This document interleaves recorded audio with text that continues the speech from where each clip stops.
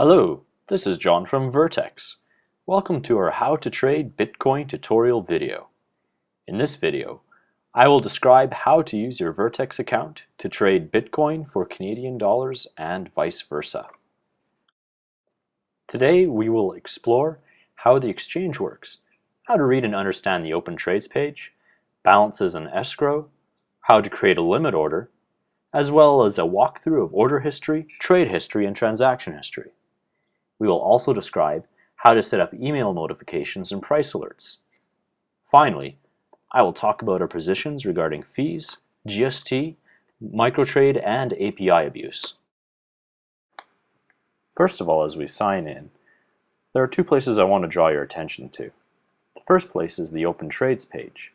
I would suggest that you open it up as a separate window or tab for reference as we go along, or when you're trading on your own. The next place is the Actions link right beside your username along the top. Once you click on the Actions link, the default page is the Buy Bitcoin with Canadian dollars and Sell Bitcoin for Canadian dollars. You'll see a link to our frequently asked questions explaining in text what we're doing today in the video. Below your Buy and Sell box, you'll see your Open Trades. There isn't anything there right now, but when we will create a trade in a moment, it'll show up in this box. On the right-hand side, you will see your balances in Bitcoin and Canadian dollars, your funds in escrow, and your volume over 120 days, and your maximum Canadian dollar balance. I'll explain escrow when I get into creating a trade. Okay, to start trading, you'll use the Buy Bitcoin with Canadian dollars or Sell Bitcoin for Canadian dollars boxes. The first thing you might notice is the amount in the Buy Bitcoin box is actually higher than the Sell Bitcoin box due to the spread between buyers and sellers in our exchange. This is a good time to check the Open Trades window for a minute and examine the positions of buyers and sellers. Here we can see the top 20 trades open on the buying side and on the selling side, as well as the last 20 trades that have been filled. Let's take a look at the top open trades for both the buying and the selling side. We have the time, the amount filled for the trade, and its price and value in Canadian dollars. Let's break down how it works. Here, the top trade has about 29 bitcoins waiting to be filled of an entire order of 37 bitcoins. That trade will need a seller willing to sell those 29 bitcoins at a price of $132 in order to finish the order. This doesn't stop a new buyer from creating a buy order with a higher price just above it. On the sell side, we have a trade for 0.3 bitcoins of an entire order of 1.1 bitcoin for the price of $132.80. Now, if I wanted to buy bitcoins right now, I would put a price at the level of the top seller or even just above it. And the trade engine will work to fulfill the order to get the best price possible from the cheapest seller, down to the next cheapest seller, and so on. So the two market-defining prices are seen at the top of each box. It is usually good to see this top 20 if you're going to make a sizable trade.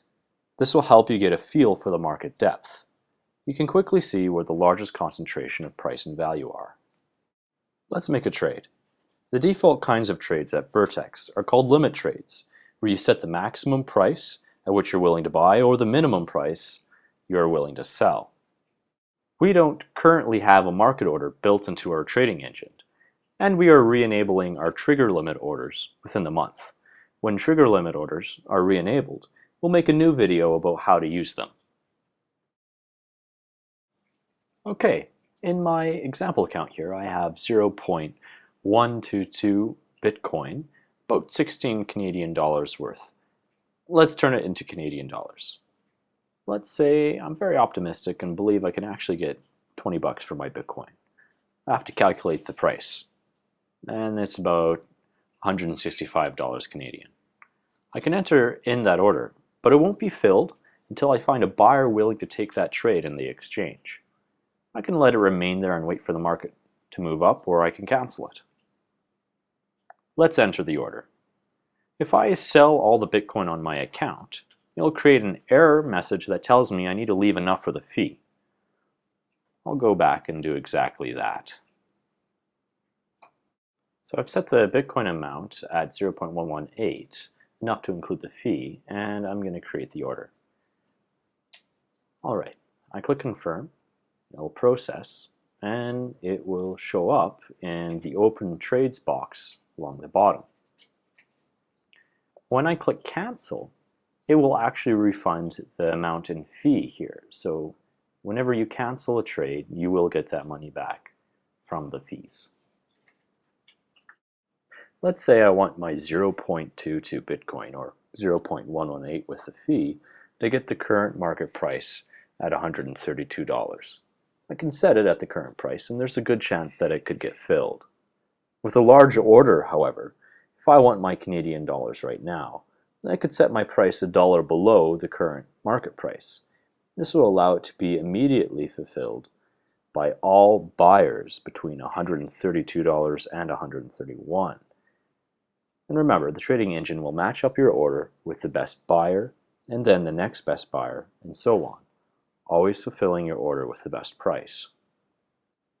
Okay, I'm entering the trade, and you can see the confirmation box with the included fee. You can lower your fees by transacting in larger volumes. As a reminder, you can go to the main page, click on Fees, and see the fee per volume schedule. So with that fee, I got about $15.50 Canadian.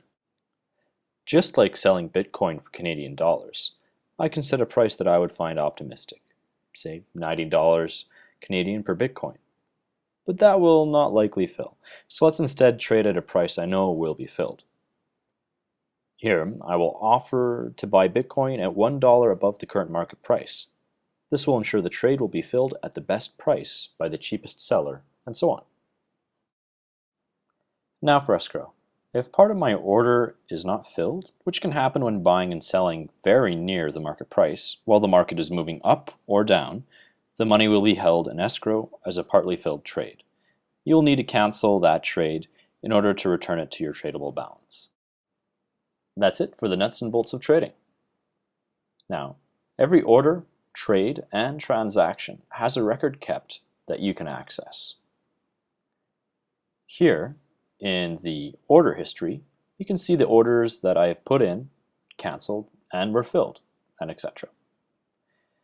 Here in the trade history, you can see how the trades were filled.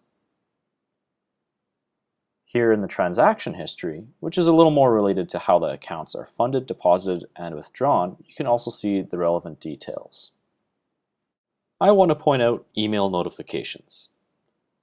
VirtEx's default setup is to send you an email for every bulletin created by the website, for when Canadian dollars are transported from and to your account, and when trades are filled completely.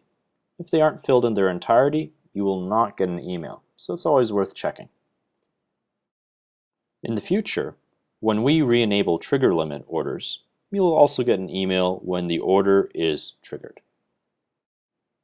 Below, we have price alert notifications, which will email you when prices move in certain directions. For example, if Bitcoin went to $150, I would definitely want to know right away, so I will enter that price. Or if it goes down below $100, I can also enter that as well. Lastly, under Trading Preferences, we have a checkbox where you can enable Advanced Trading, which is currently unavailable.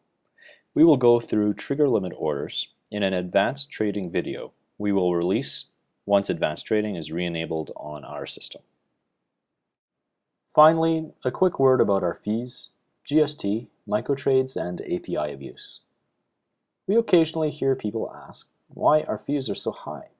These fees reflect the cost of business here in Canada, particularly within the banking industry.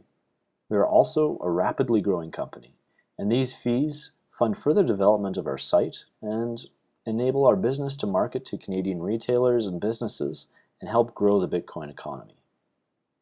We include GST in all trades as part of our proactive compliance with Canadian government and regulatory bodies. We do this even without governmental guidance, laws, or regulation regarding Bitcoin in order to ensure a positive working relationship with these bodies. With regards to microtrades and API abuse, we've capped microtrades at 1 microtrade per normal trade per account. We also have a closed API that we will be opening to merchants as a shopping cart, but currently we do not experience the same kind of API attack or abuse that exists in other exchanges. That's it for our trading video. On behalf of VirtEx, I want to thank you for your interest and your time. Happy trading.